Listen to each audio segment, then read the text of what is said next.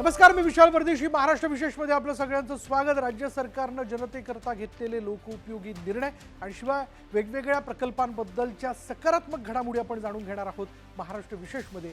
चला सुरुवात करूया.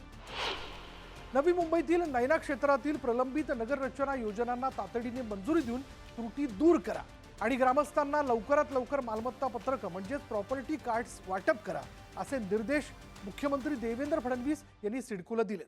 सह्याद्री अतिथीगृहात झालेल्या बैठकीत ते बोलत होते. मंजूर योजनांमधील त्रुटी दूर करण्यासाठी प्रत्यक्ष जागेवर जाऊन पाहणी करण्याचे आणि खासगी यंत्रणांमार्फत जमिनींची मोजणी करण्याचे आदेश त्यांनी दिलेत.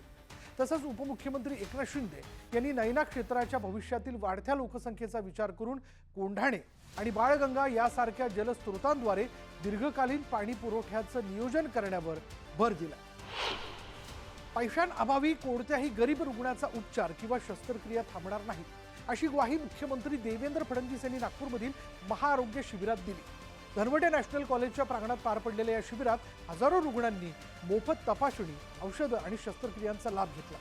गेल्या 1.5 वर्षात मुख्यमंत्री वैद्यकीय सहाय्यता निधीतून 57,000 रुग्णांना 452 कोटी रुपयांची मदत देण्यात आल्याचं मुख्यमंत्र्यांनी सांगितलं.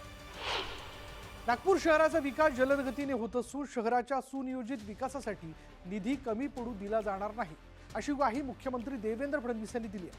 नागपूर महानगरपालिकेच्या कार्यक्रमात मुख्यमंत्र्यांच्या हस्ते लाडपागे समितीनुसार 476 सफाई कामगारांना कायमस्वरूपी तर सरळ सेवेतील 103 युवकांना नियुक्तीपत्र देण्यात आली.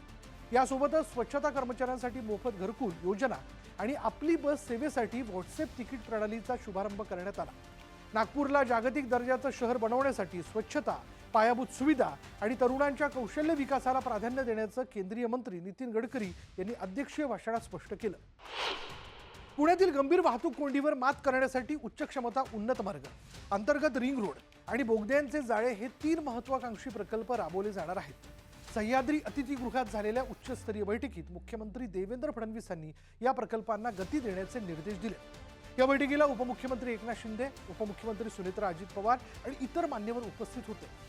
43.60 किलोमीटरचा उन्नत मार्ग 2028 पर्यंत पूर्ण करण्याचं लक्ष्य असून यामुळे शहरातील 25 ते 30% वाहतूक कमी होईल. समुद्रात मासेमारीला जाणाऱ्या कोळी बांधवांच्या सुरक्षेसाठी राज्य सरकारने एक मोठा आणि चांगला निर्णय घेतला.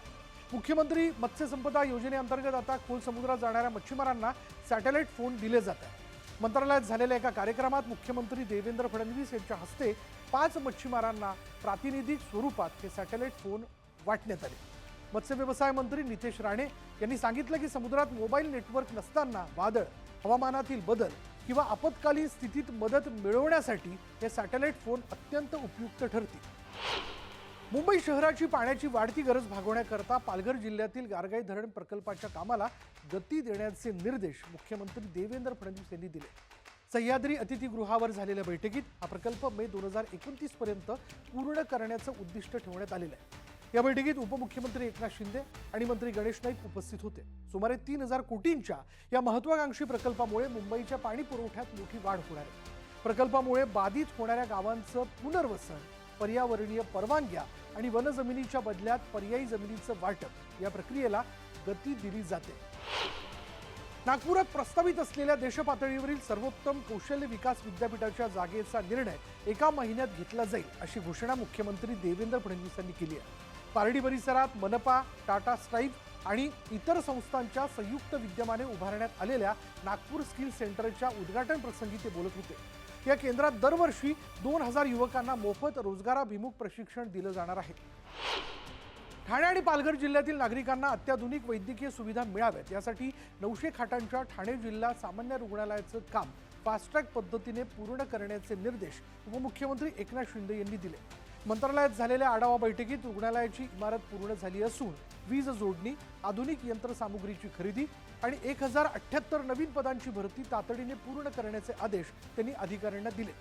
या भव्य रुग्णालयात 500 खाटांचं मुख्य रुग्णालय, 200 खाटांचं महिला बाल रुग्णालय आणि 200 खाटांचं सुपर स्पेशालिटी केंद्र असेल. आज महाराष्ट्र विशेषमध्ये इतकंच. पहा फक्त न्यूज 18 मराठी, आवाज महाराष्ट्राचा.